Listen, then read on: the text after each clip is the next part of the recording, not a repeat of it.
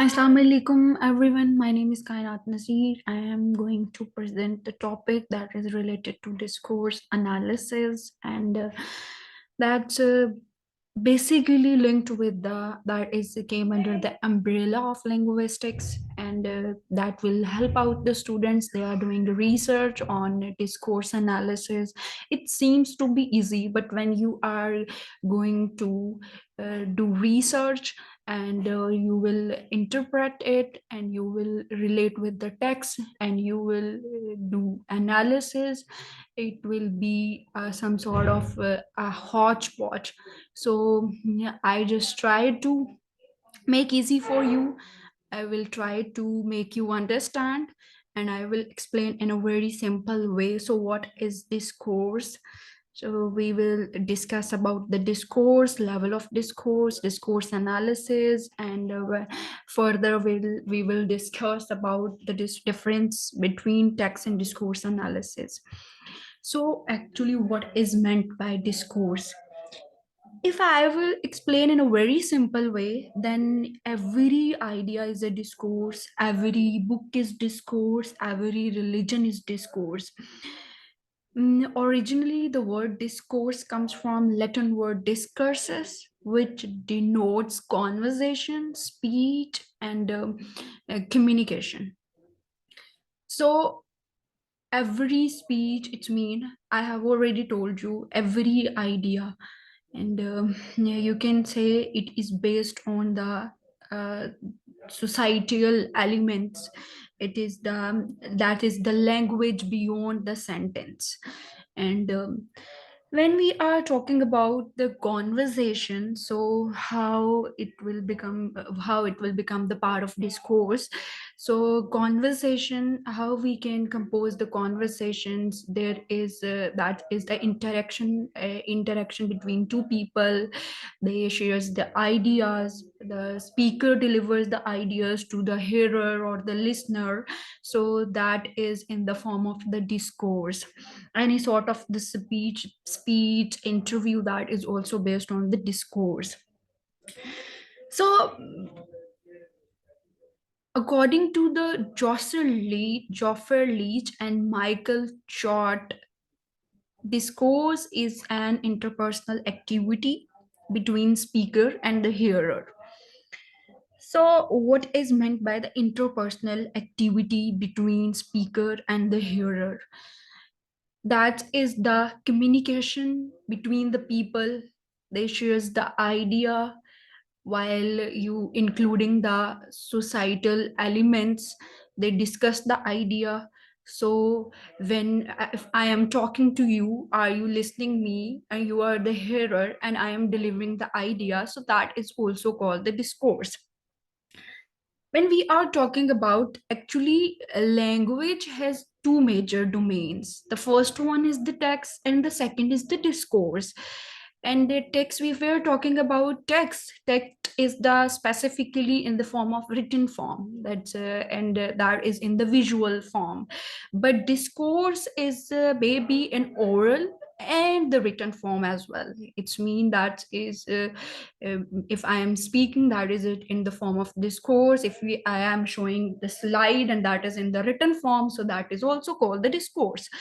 So so that is the actually the definition of the discourse. It's mean, I just if I simplified it and I explained it in a very simple way, so that is every idea and um, every form of communication that is in maybe in the written form or the oral form, and every idea that delivered by the speaker, so that is called the discourse.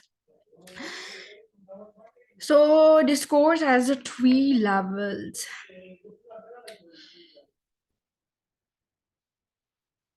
That is the three levels of the discourse, as the linguistics as the levels of linguistics, like morphology, phonology, syntax, and discourse analysis is also the level that came in the umbrella of the linguistics.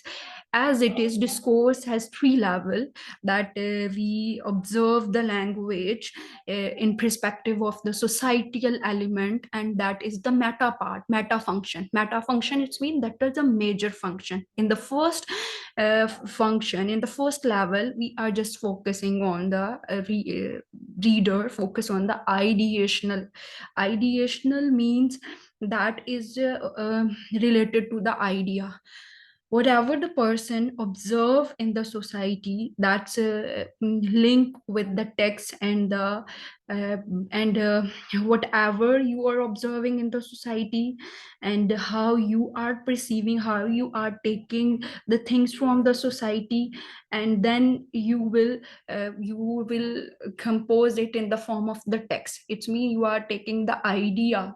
Ideational is based on the observation, and after that you will give the idea whatever you are observing in the society. And we will go for the interpersonal.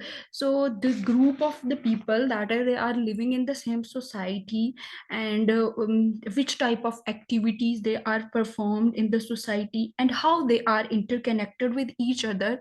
So interpersonal, in the level of interpersonal, we are basically discussing about the activities of the people, their interaction, and how they are interlinked with it. After that it will become the textual, or you can say the text based. So whatever you have observed in the ideational form, whatever the idea you have take from the ideational level and the interpersonal level, you will gouge it together and you will compose it in the text. How text present the society, that is linked with the society or not, that is based on the idealism or the reality, the society, whatever the whatever happened in the society, that is present in the text. So that is in the we will study in the textual form. So that is the text.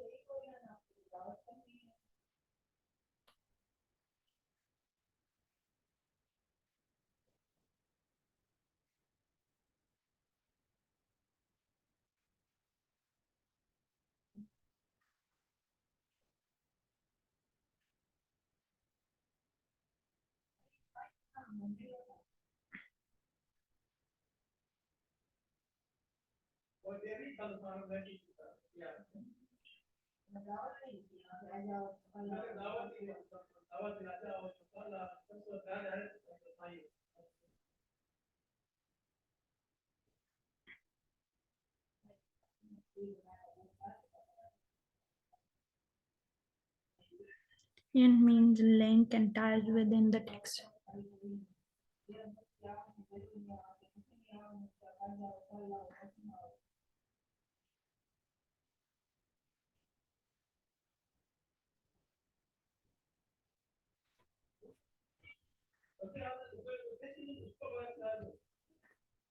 So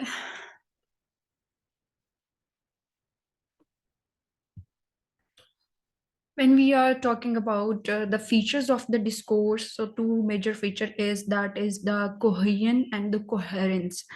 Coherence mean link and ties within the text, that's create the connection within the text. So how it create the connection in the text, there is the different categories of the cohesion, and you can say the further types of the cohesion, in which there is a further types of the cohesive devices, you can say the cohesive devices that help out to link or to connect the text. So that is in the form of substitution, replaces, references, conjunctions, and there is some sort of the lexicon coherence, that's maybe in the form of the lexical coherence. If we are talking about the substitution, in which in speaking and in writing, we try to avoid the repeating words, phrases, and clauses. We use the substitute form to do this. We avoid the repetition, so we substitute it. So, if I am saying my ex is too blunt and I must get a sharper one, I just replace the word blunt with the sharper. So that is the substitute form. When we will go for ellipsis, so it is actually the omissions of noun or verb or clause on the assumption. It is understood form of the linguistic context.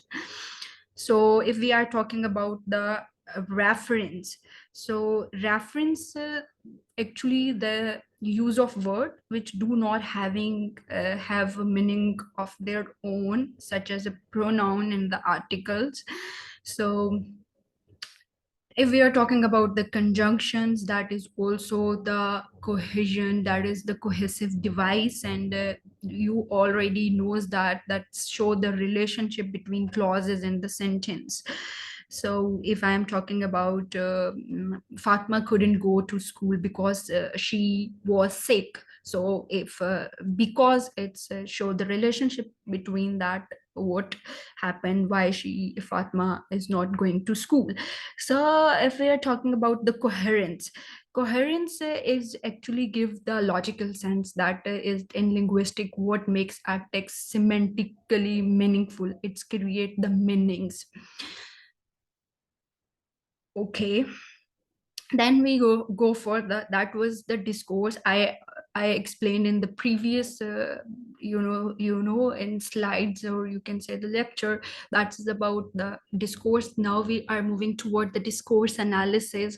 So this term coined by Zelig Harris in 1952, and what he said is analyzing any discourse, analysis of any speech, text, and language and conversation is called the discourse analysis. When we analyze any idea, any speech, any text, any language, any conversation, so it will become the discourse analysis.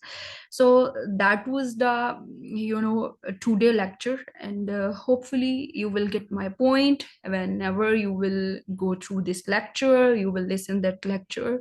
So thank you so much.